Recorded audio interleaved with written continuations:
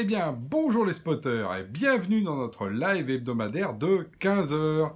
Et j'espère que je suis à l'heure parce qu'aujourd'hui on va parler de qui? De la SNCF et de son cloud. Alors, vous savez, le cloud, c'est quand on passe les applications justement dans le nuage où tout d'un coup, comme ça, plutôt que d'avoir des data centers sous les genoux, on les met justement dans des data centers hébergés par d'autres et du coup, on est tranquille. Et vous savez que je suis un grand fan du cloud. Alors moi, quand j'ai lu dans l'usine nouvelle qu'il y avait 60% des applications de la SNCF qui allaient être migrées d'ici 2021 dans le cloud, moi j'ai dit, super, bah voilà une boîte moderne qui s'engage justement dans le progrès numérique, bravo. Et alors après j'ai regardé, en gros, où est-ce que ça avait été annoncé, et là, j'ai vu que c'était à l'AWS Summit. Alors je ne sais pas si vous connaissez AWS, ce terme, c'est Amazon Web Service, et c'est quoi ça? Bah, c'est la partie justement cloud d'Amazon. Et là d'un coup j'ai dit, quoi? Ils vont migrer ça dans le cloud d'Amazon, la SNCF?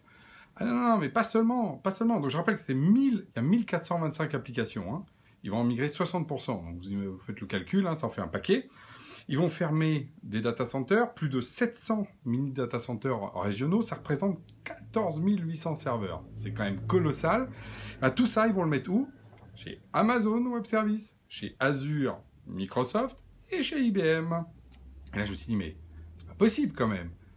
Ils mettent rien chez OVH, notre leader européen et français? Rien, zéro, pas un seul truc. Il y a aussi Outscale, par exemple, de Dassault Systèmes, qui a aussi un magnifique cloud.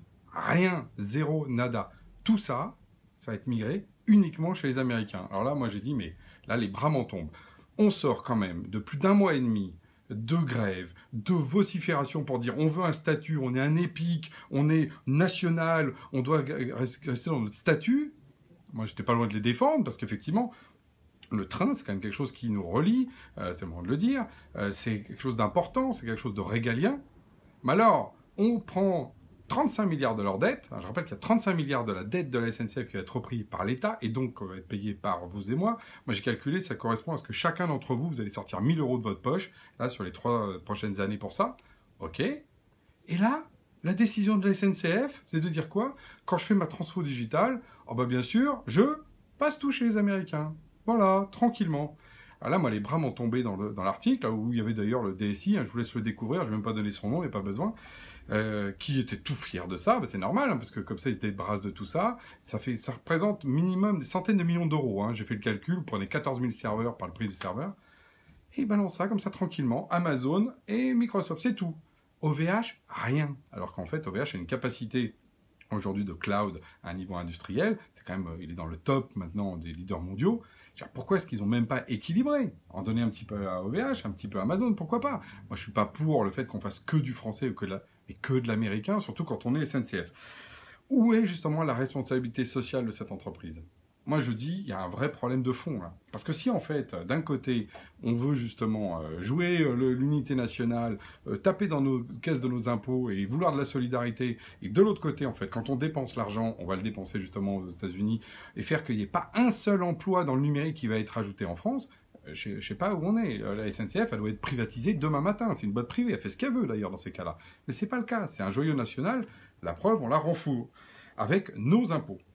Donc moi, j'étais vraiment surpris. Alors, je lisais l'article, là, je commençais déjà à être un peu dans les vapes, la moitié, là. Puis alors, ils nous ont rajouté une petite couche. À la fin, ils disent, oui, mais il n'y a pas seulement le cloud, donc les infrastructures, il y a aussi des logiciels, SaaS. Alors là, en plus, on est chez moi, donc je dis, oh bah oui, super. Et donc, on a choisi 2 éditeurs pour le SaaS. Alors là, je commence à avoir peur, parce que je vois le truc venir. Bingo, c'est Microsoft et Salesforce, 2 Américains. Donc tous les logiciels vont passer chez des logiciels américains. Donc l'infra chez les Américains, le logiciel chez les Américains. Il n'y a que les trains qui restent chez nous, et qui c'est qui paye les billets? Les Français. Je trouve que c'est d'une absurdité totale. Alors, bon, j'alerte, parce que je crois que son nom est connu, il s'appelle Guillaume Pépi, il est président de la SNCF depuis des années, il est bien connu, il passe sur les plateaux de télé. Est-ce qu'il est au courant? Donc je l'interpelle. Et si vous n'êtes pas au courant, il est temps de vous demander pourquoi est-ce que justement vous avez pris des décisions comme ça en interne.